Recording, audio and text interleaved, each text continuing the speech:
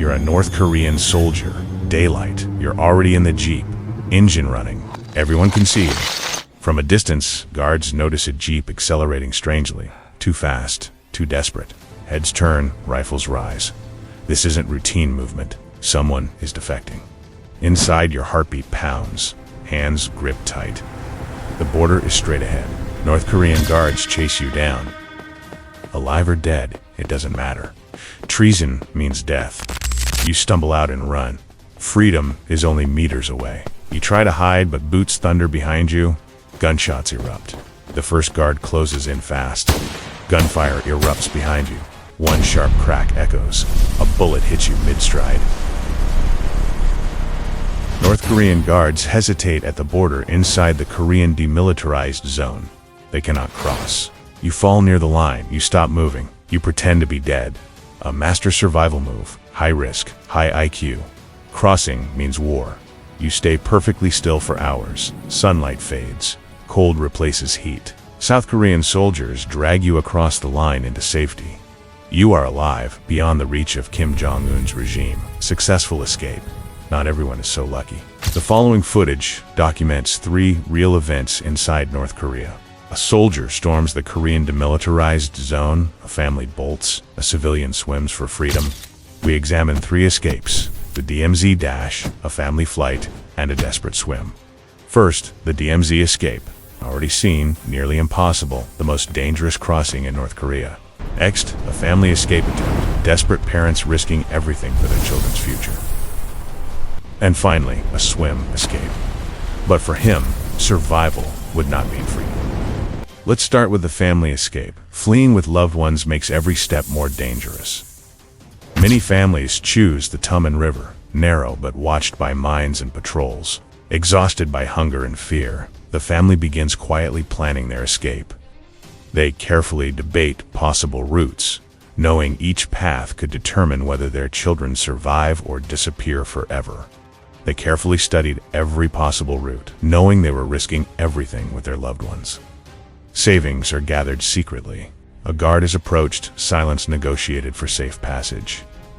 The mother rises from the table, determined to fight for her children's future without waiting longer. Fueled by quiet rage, the mother decides to leave that oppressive place and reclaim dignity for his family. They pack only essentials, leaving memories behind, choosing survival over comfort and certainty. Before leaving, they look at their home with nostalgia, fear, and quiet determination. They leave quietly at dawn, when routine movements attract less suspicion from neighbors and patrols.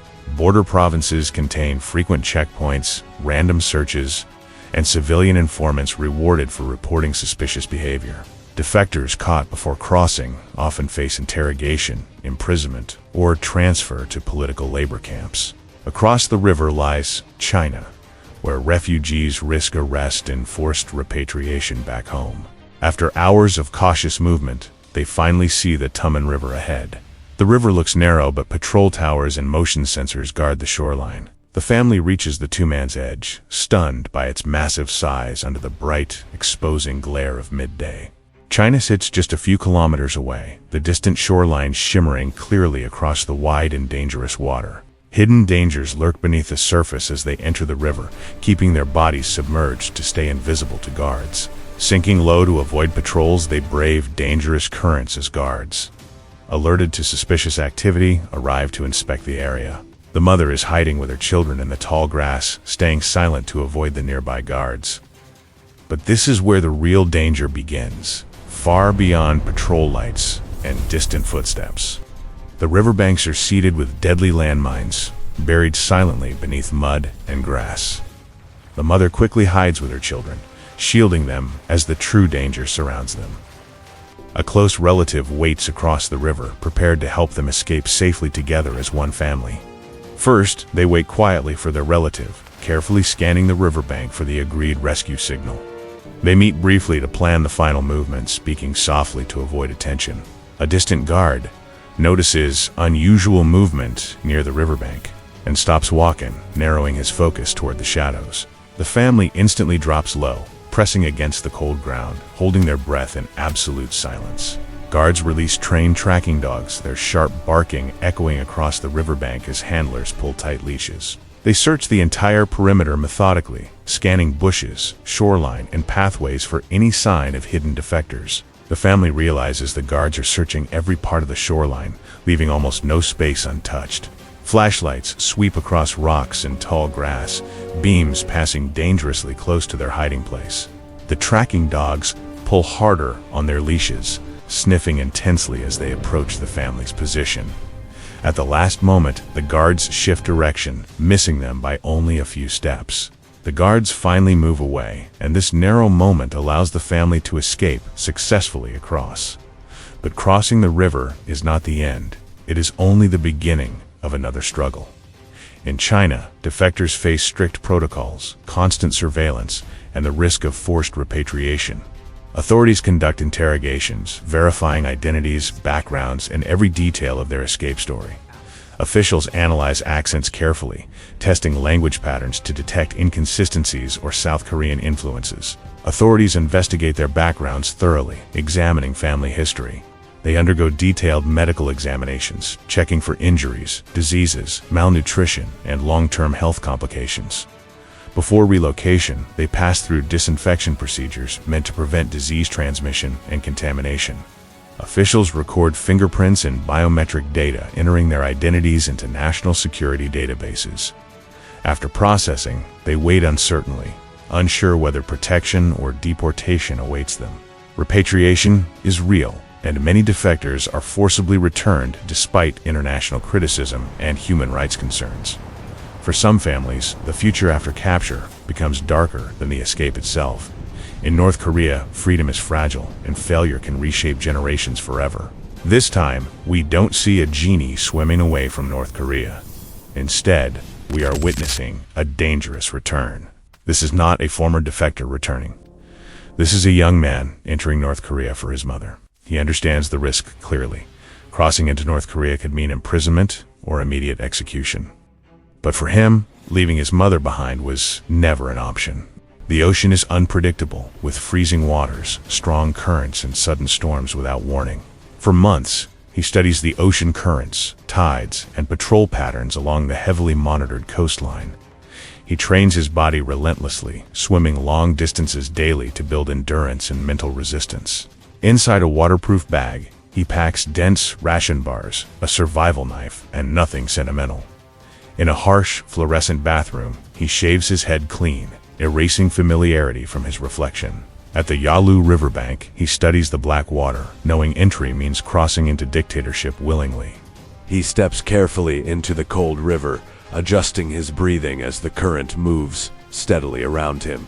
Swimming methodically in side stroke, he keeps low in the water while a searchlight passes far behind.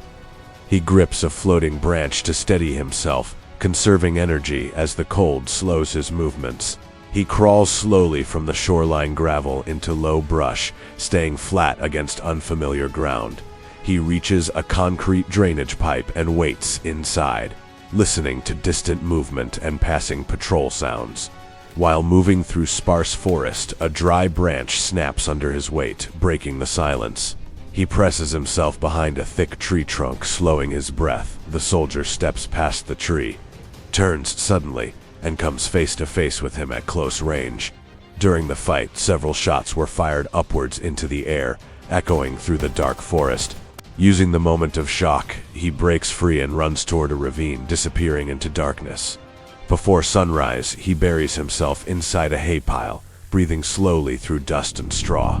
Inside a damaged grain silo, he rests briefly, while small animals scatter across rusted metal. From behind stacked firewood, he watches villagers move naturally, memorizing rhythms and patrol gaps. After days of silence and observation, he finally approaches the house he memorized months earlier. Inside the dark kitchen, mother and son embrace silently, neither speaking above a whisper. They agree he cannot remain visible, knowing patrol inspections happen without warning. He wedges himself into a narrow crawl space behind a wall panel, barely able to stretch. In darkness, his hand tightens around the survival knife, prepared for a final defense if discovered. He walks alone toward the mountains, avoiding main paths and keeping distance from farm roads. He reaches the swollen river again, aware this crossing determines whether both sacrifices meant anything. On the southern side, authorities detain him immediately, following mandatory security and identity procedures. Months later, mother and son sit together in a quiet soul apartment, safe yet permanently changed. This was only the surface, the summary of a mission built on obsession, endurance, and absolute commitment. Some borders are crossed for freedom, others are crossed for love, and both demand everything. Not every escape makes headlines, and not every sacrifice gets remembered publicly. If you want the full breakdown, strategy, and unseen layers, comment and support the channel now. Stay sharp, stay aware, and never underestimate what devotion can push a human being to do.